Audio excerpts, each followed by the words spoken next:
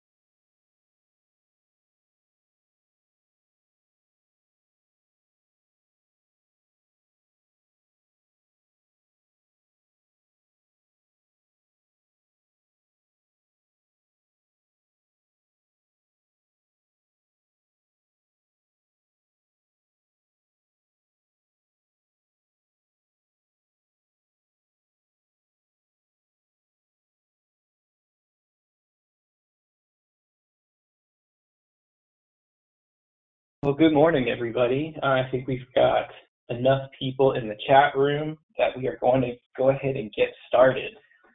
So thank you for joining us today for how to use the FDOT Section 4F tool. Before we get going, I just want to make sure that everyone keeps themselves muted with webcams off. If you do have any questions, you can go ahead and type them into the chat box. Stephanie's going to be monitoring the box throughout the webinar, and we'll be stopping periodically to answer some of your questions. We do ask that you bear with us if there happen to be any technical difficulties. We're going to be demonstrating the tool using videos, and they may come in a little choppy depending on your internet connection, but we are recording this session, so if you happen to have a poor connection or if you get kicked out of the room, we'll be recording and we'll be posting, so you'll be able to watch it in full at a later date. Can we hit the next slide, Ruth? So I'm Matt Marino. I am a project delivery coordinator and the state cultural resource specialist at OEM. And I am joined by at least two other people on the list today, and I'm going to pause myself and let them introduce themselves. So we'll start with Ruth. Hi, I'm Ruth Roaza. I'm the environmental process analyst at OEM, and I will be demonstrating the new Section 4F tool this morning. And Stephanie? I'm Stephanie Clemens, and I'm one of the developers on the SWEPT application and Section 4F tool, and I also staff the help desk. And I'm sure Roy is somewhere out there navigating cyberspace, finding his way to the chat room. So he will be joining us as well. And we can go ahead and move to the next slide. So today we're going to be walking you through the process of generating Section 4F documentation within SWEPT for review and approval by OEM. We're going to be using two different scenarios to illustrate the data entry process, and we're going to show you how resources are granted approval by OEM, and then we should also have some time for additional discussion at the end of the walkthrough. Next slide, please. So the tool was designed so that you can record all of your project Section 4F information in one place. The information that you enter into the tool can be sent to OEM for review and approval within SWEPT. So you don't have to worry about filling out multiple forms in Word and PDFing them and submitting them through ERC for OEM review and then getting the approval and tracking down signatures. This entire process now is going to take place within SWEPT. The documentation that you generate in the tool can be downloaded as a separate PDF with just your 4F information, and it also can be automatically uploaded into your environmental document, and we will show you what the documentation package looks like. So this slide illustrates the approval process in SWEPT. So your first circle here, you've already entered your information in the tool, and the approval process depends upon the outcome that you choose for the resource. So if we go up, we are looking at applicability decisions. So those are your no uses, not applicable, or your exemption exception. If you have one of those outcomes and you fill out your information and you hit the button and the resource gets sent to OEM for review and approval. And for these applicability decisions, they only need to be approved by the SME, which in this case is going to be me or Roy. So they'll send them, you will send them to us and we will review, and if everything looks good, we will enter a concurrence determination date, and that resource is good to go. You will receive a notification when the SME gives their approval for that resource. So if we go back to the outcome section, if you have an approval decision, which is a de minimis or programmatic, also an individual, but we don't do individual 4Fs within the tool because those require their own separate analysis. But de minimis or programmatics require approval by the OEM director. So the process for that involves you sending the resource to the CRM expert, so me or Roy, and we will review, and if we think it's ready, we'll enter a concurrence date, and that means it is ready for approval. That doesn't grant it approval because it still needs to be approved by the OEM director at the time when the environmental document is approved. So we'll say that this looks ready for approval, and then when you are ready for the approval, the PDF is automatically uploaded into SWEPT so that when you get to your, if it's a type 1, Jason, the OEM director, is going to approve the de minimis, and then the district is going to approve the type 1. If it's a type 2, the OEM director's approval of the environmental document also grants approval to your section 4F de minimis or programmatic. So that all happens at one time. Now, if you wanted to send us a resource for review before the public opportunity to comment, you can do that. And there's an option in the tool that says that the public has had the opportunity to comment or they haven't yet, but that will happen in the future. You don't have to wait for OEM review for after that opportunity to comment. You can send us that resource before and we can say, yes, this looks good, provided you update it with your public hearing information, and then you can keep moving forward. So we will pause here and take any questions that we have in the chat box before we move on. Okay. Wendy would like to know, are there review timeframes set in the tool? The review timeframes are not set in the tool, but the important thing to know is that review timeframes haven't changed at all. They are all going to be the same as they are now. Sometime down the line, we may add that feature to the tool, but right now it's not automatically tracked by the tool, but the timeframes are the same. Okay, thanks. Wendy would also like to know, is the PDC involved in the review? The PDC is involved in that they will also get notifications, but it is the subject matter experts, that is me and Roy. We are the ones who have to review the information. So the PDC is free to review the documentation, but the approval is going to be granted by me or Roy and then Jason. So they are involved, but they are not the main set of eyes that review the documents, and they are not granting approvals for the documents. Okay. Gwen would like to know, does the tool allow OEM to provide edits to the text?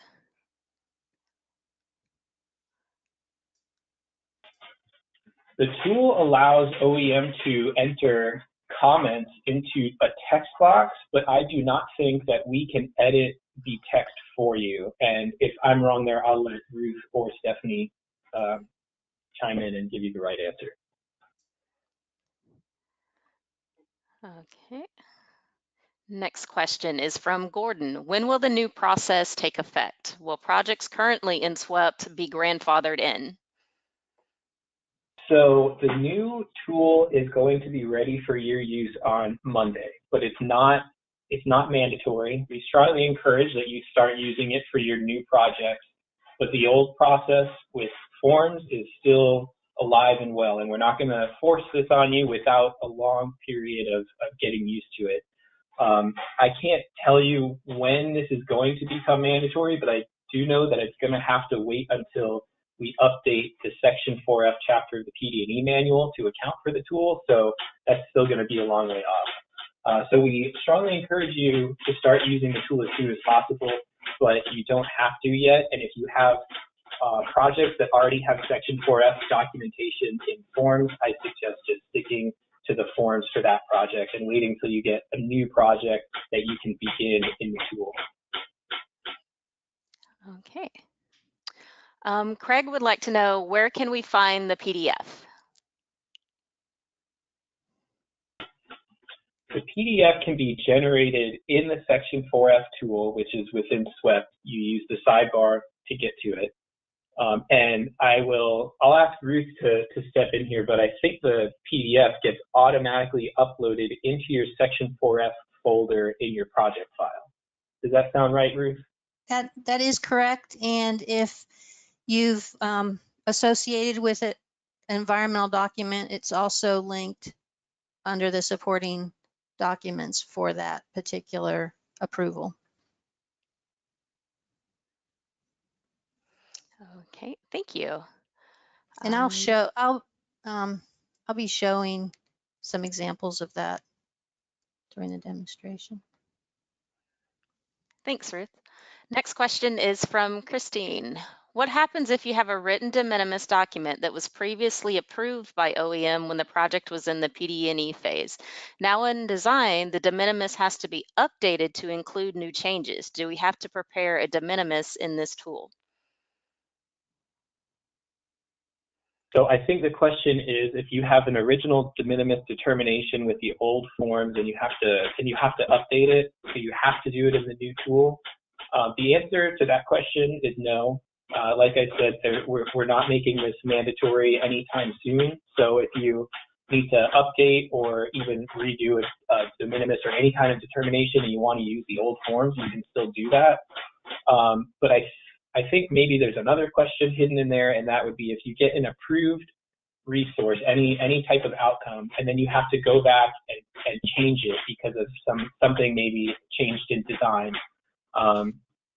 If OEM approved an outcome for a resource already and you need to make a change to it, you can remove that approval and make edits to that resource and then request OEM approval again, so that you don't have to start from the beginning and generate what essentially would be a new form. You can go into the existing approved document, remove that approval, update the resource, and then send it to us for approval again. Okay, thanks, Matt. Sherry would like to know, do the OWJ letters have to be signed in DOA before sending the DOA for review and approval? So we're not, really none of this can be described as separate DOAs because the information in the resource builds on itself. So if you needed to do a DOA because you really don't know exactly what the outcome for that resource is going to be, then you can still do what you would normally do, which is call me or Roy and we can have a discussion about it. But when you send something for us to approve that requires OWJ concurrence, let's say it's a temporary occupancy exemption where the OWJ has to concur with the conditions of a temporary occupancy. In that case, we need to see an OWJ letter that is signed that says, yes, they concur. We're not going to approve that resource with an OWJ letter that was just sent and you haven't heard a response back yet. Thanks, Matt. Mike would like to know, will this eliminate the DOA process and or documentation? Yes, it will. So it eliminates the DOA process because you don't have to fill out a DOA form and send it to us for approval before you can take action on your actual outcome. But the intent of a DOA, which is we have this resource and we're not exactly sure how we're going to impact it, so we need to do a little bit of preliminary research to figure that out first.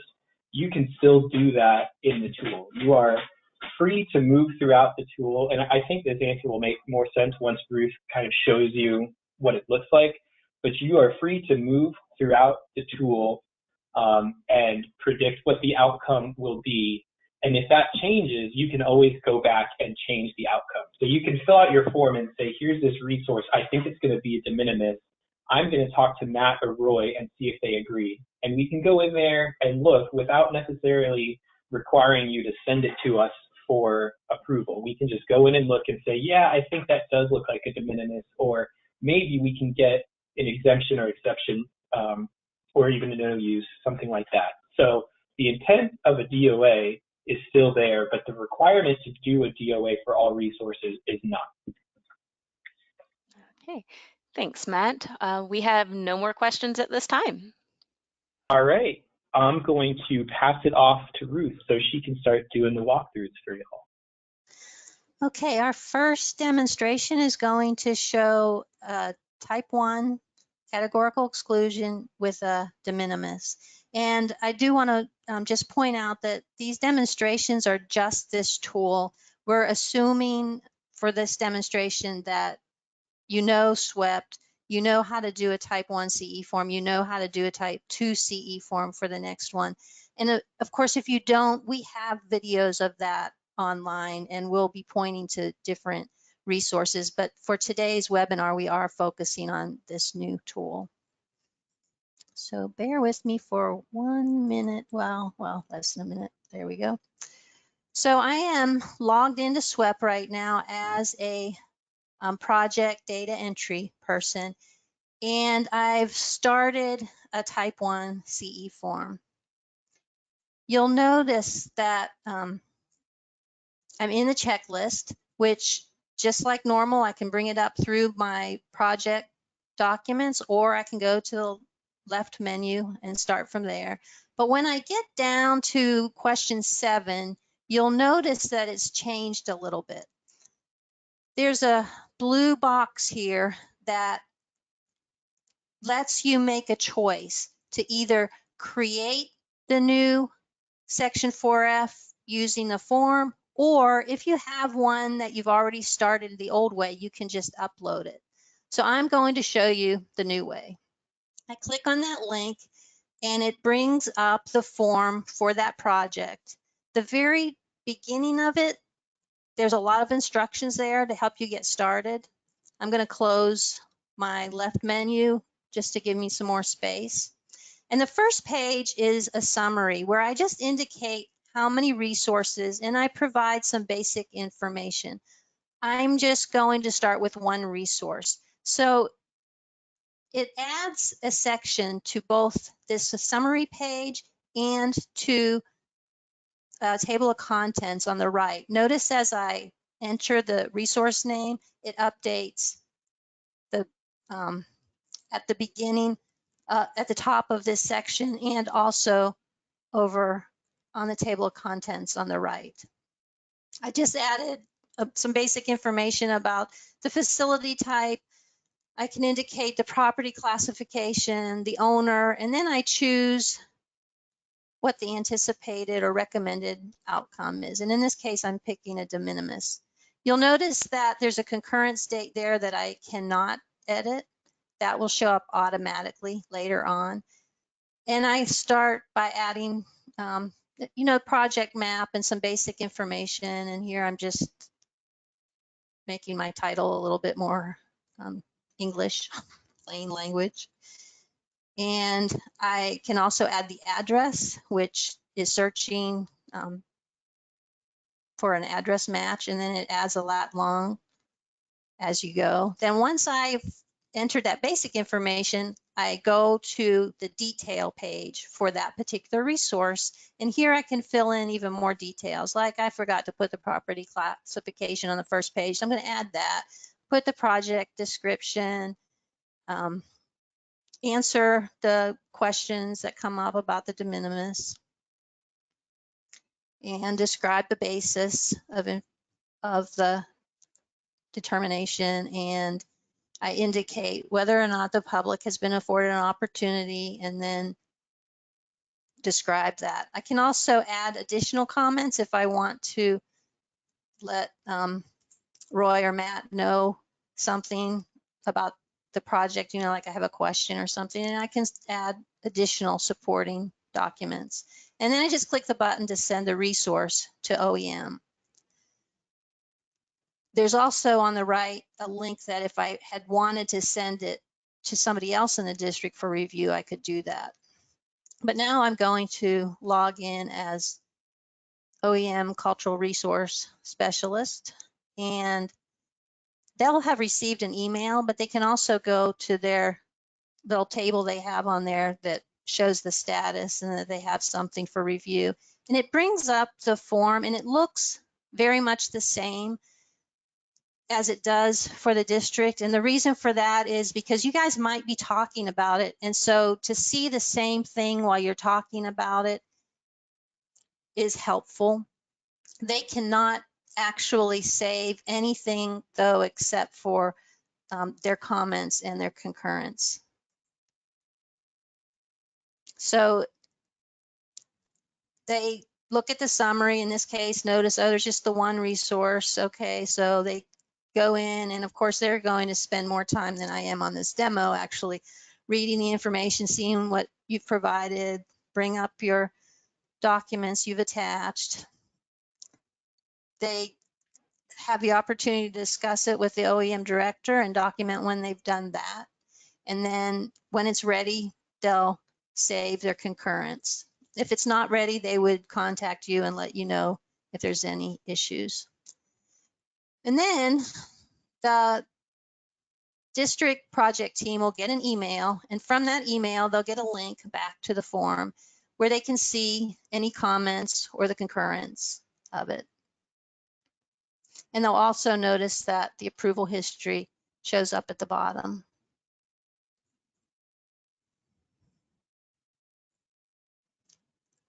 Notice that it's no longer editable once the concurrence is. But if they needed to reopen it for edits, they could, or they can just say ready for approval and submit it. At this time, with the type 1, it will go up to OEM for approval once the district indicates that it is ready. Until it's approved, you will not be able to forward the type 1 for approval. So here, it's just notice it says, gives you a status of that form. Once it has been approved, though, you'll be able to go in and you'll get a notice saying that it's approved, but you also notice in the resource that it's been approved there as well. And so you can go back to your type 1 and it's been approved. And it was, it flashed a little bit too fast, sorry about that, but it also, once it's approved, it's attached as a PDF as supporting documentation back in your project file. And once you're, assuming everything else is ready for your type 1, you send it for approval, and it continues on the same process as we've done for type 1s before. And you get your notice that it's in the approval process.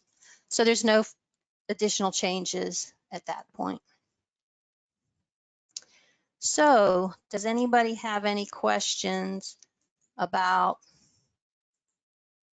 that type 1 CE approval process?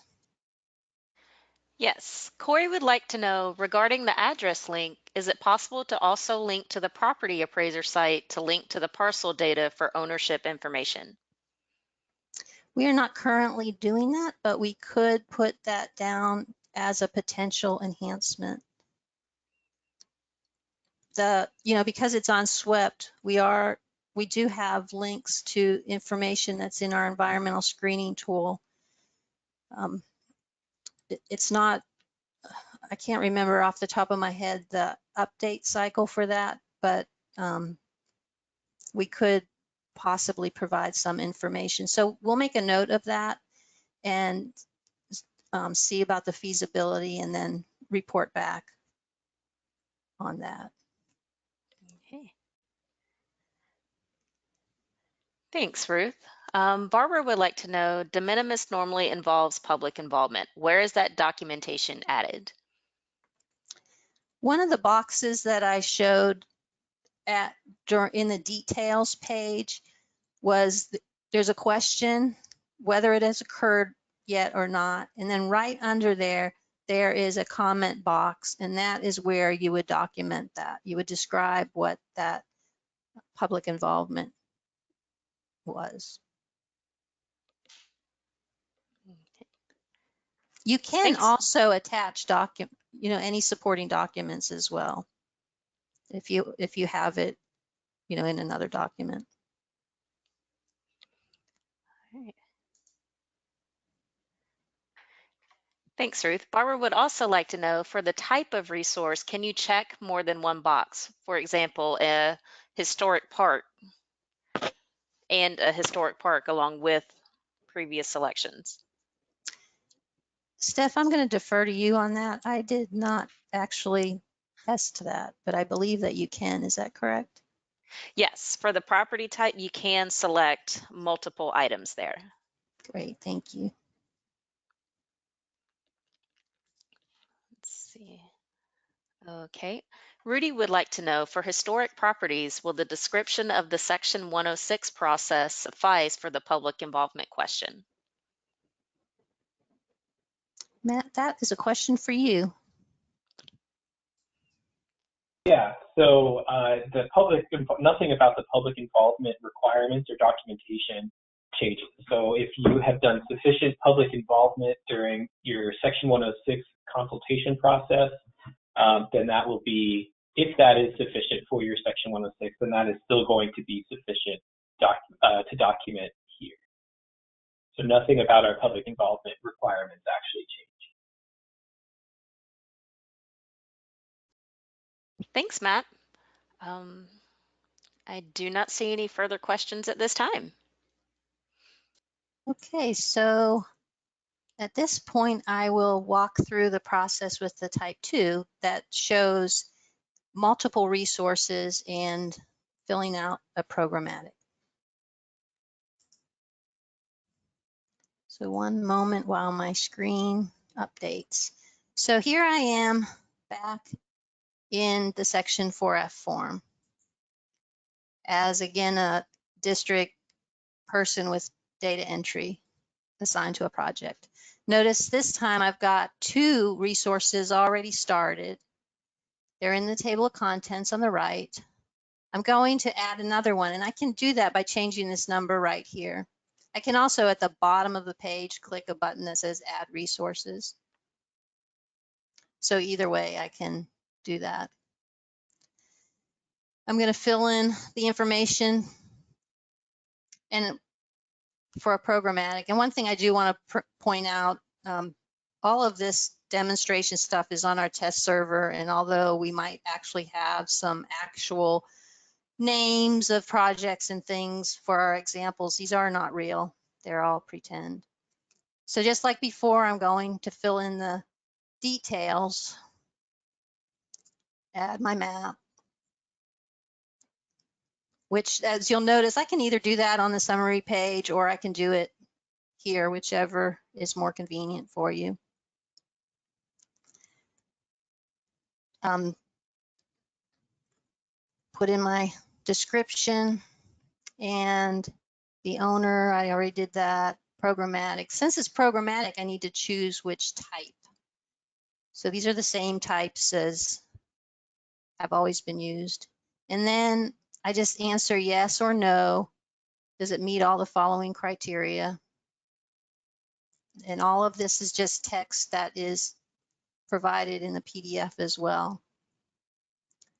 And then I indicate one or more of those which apply. I indicate, here's Barbara, here is where the public has been afforded the opportunity to comment. It's either yes or no. You just click either one, and then you summarize the activities outside of the public hearing. You don't need to document that because that's documented in the elsewhere, but it gives you a little bit of instructions, and you just put your text in the box to summarize it.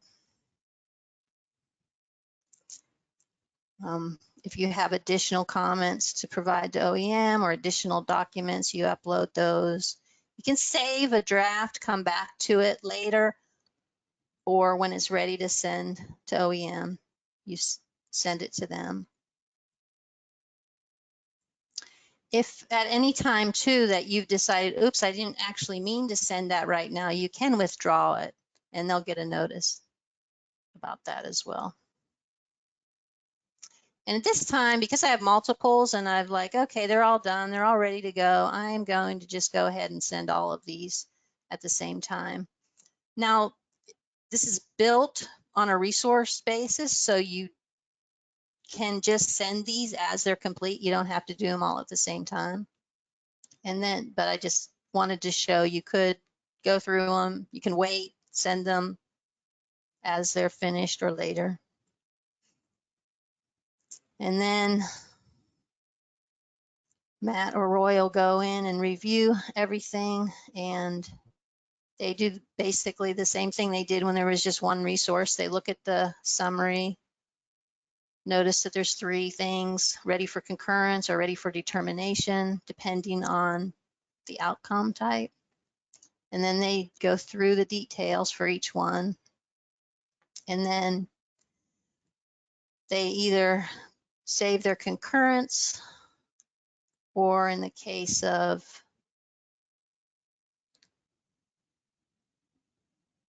this particular one, it's a determination. So they can save that when it's ready. And again, if they have questions, they can call and you guys can talk about it and work things out. And here again is another, the last one was a concurrence. And they're saving it. And so now it's at a point that you can proceed in the type 2. When you get your email, it'll have a link to the form so you can see if there's any comments or anything. And then for each, again, it's on a resource basis. So for each resource, once it is ready to be processed, you just click each resource. Notice that that one was a determination, so it doesn't need any more approvals. So there was nothing else to do. But if it was a concurrence, you just need to indicate that it is ready. And basically the system, all the system is looking for is if it has a concurrence and it has indicated there's public involvement. And if both of those cases, it will allow you to click the approval. Now I'm going to just show you what this looks like on the type 2 categorical exclusion form. I'm just opening a form, and you'll notice that down in the, that went a little bit fast. Let me just go back a teeny bit.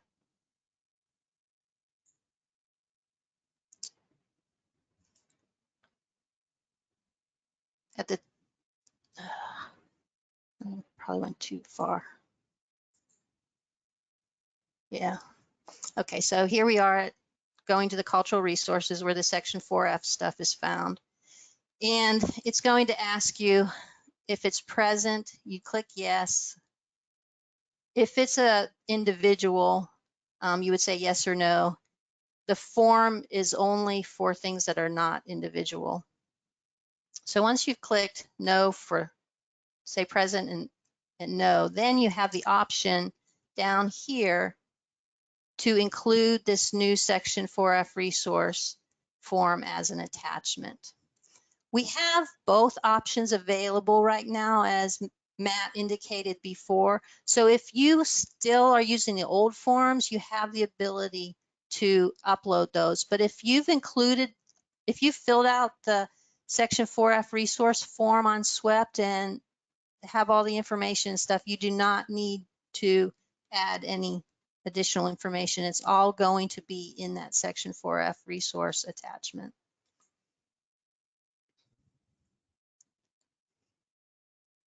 But again, it's your option whether to use that new form or not. And once that is ready, now that part's ready. Once your type 2 CE is ready, it will process just like a normal type 2 CE that you've attached to other things, going through that same process for approval. And the section 4F document will be approved by the OEM director at the same time as the type 2 CE form. So are there any questions? Yes. Todd would like to know, how will this tool translate into the reevaluation forms? Will this tool auto-populate information into the reevaluation form for the 4F section? Steph, you can probably describe that for us. Yes. It will not, the reevaluation form will not be auto-populated with any of the data from the 4F form, but it does know that you've created a section 4F document and that it will be linked to the form similar to the type 2, but it doesn't actually auto-populate information into the reevaluation form itself. So again, you still have the option, if you know that that form is what applies to that reeval, you can click on the check mark and include it, or you can upload other information from previous or updated information if needed. We're kind of in this transition period that, as Matt was describing, where you can choose which way makes sense for your project. Thank you. Christy has a general question about the project description. With all of the other SWEP forms in the old form, or I'm sorry, the old forms require that you add a project description to them. For the online section 4F tools, do we need to include the project description somewhere?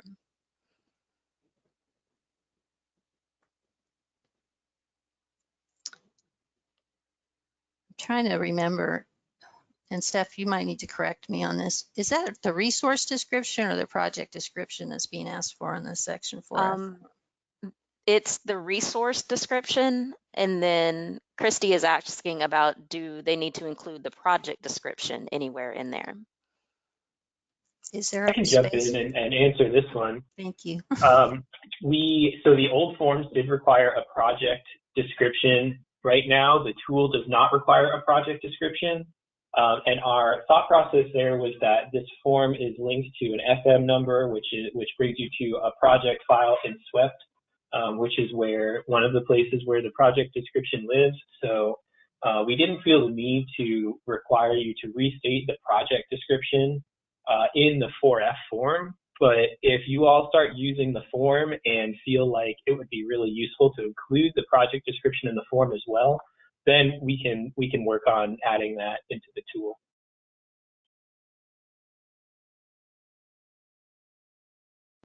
That sounds great. Thank you. Thanks, Matt. Okay. Let's see. Next question is from Sherry. We recently received an email to use DocuSign to send Section 4F DOA for OEM approval. Will this eliminate the DocuSign approval? I can take that one too. So the DocuSign procedure is something that we put into action as a response to everybody working from home because so many of us don't have printers and scanners so that we can print out paper forms, sign them, scan them, and get them back to you. So the DocuSign procedure is only for the old Section 4F forms. So if you continue to use the old forms, then you will continue needing to use DocuSign for as long as we're all working from home. If you start using the tool, there is no need for DocuSign because all of the approvals happen just by pushing buttons in Swift. Thank you. The next question is from Kelsey. With the DOA form, the district approves the DOA and then it goes to OEM to approve. With this new tool, does the district approve at any point or is the approval entirely with OEM? So I'll take this one as well, and Ruth and Stephanie let me know if this is accurate. But there is not a formal approval that is required by the district, but there is an option to send your resources to district personnel for review. That is correct. Okay. Let's see. Wait a few seconds. I do not see any questions at this time. Any further questions?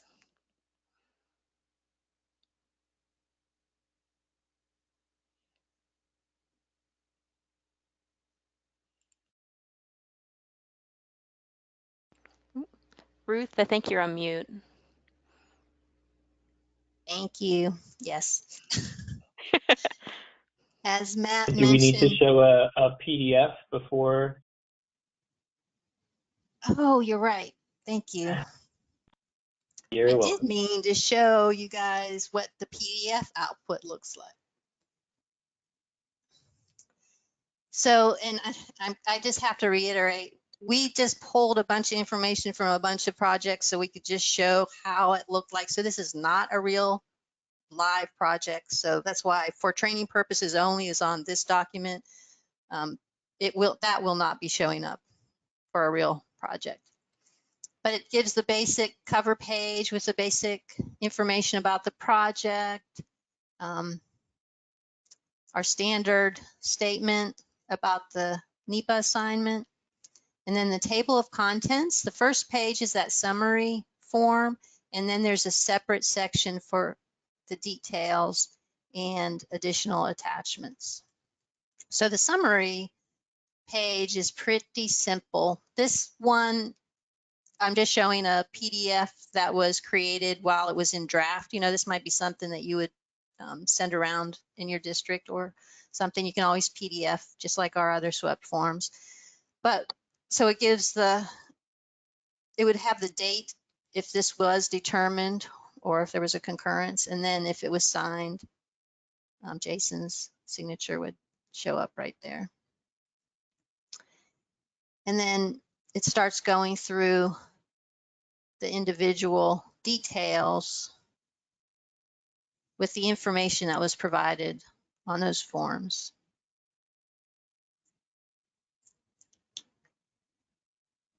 And, you know, gives the description of the property, the owner, recommended outcomes.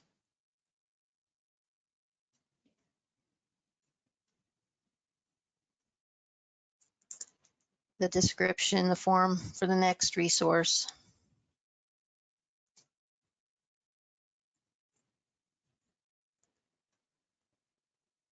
And then the attachments are organized by the project as well.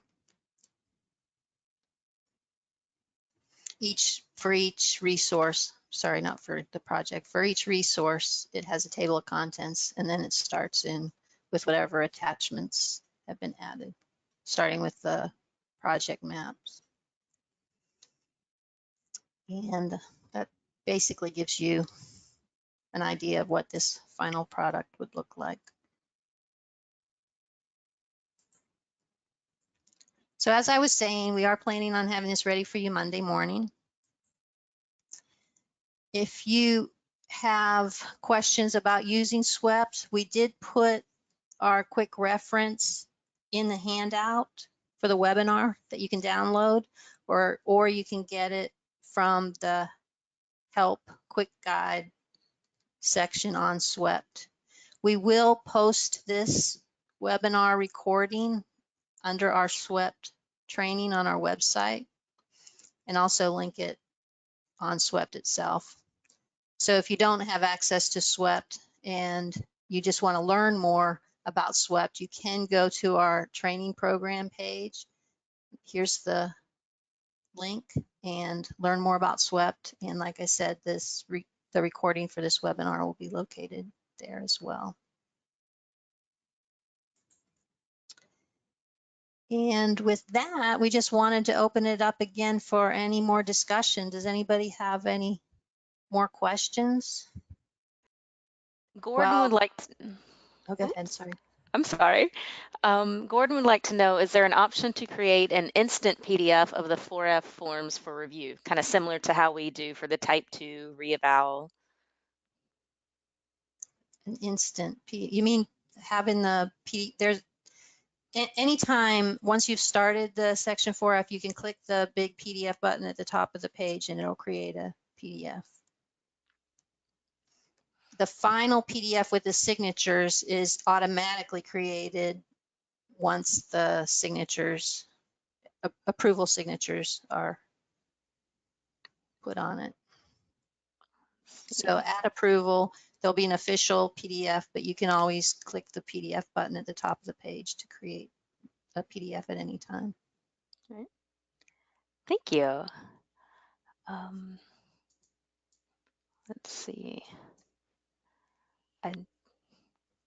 No further questions at this time. Okay, well, if you think of something later, if it's a process or guidance question about section 4F, you know how to get a hold of Matt or Roy. And if it's SWEPT assistance, Stephanie's at the help desk and I'm available as well. So you can email us or give us a call and we would love to hear from you. Thank you, everybody. If there's no further Thank questions, you all. yeah. If there's no further questions, that ends our webinar.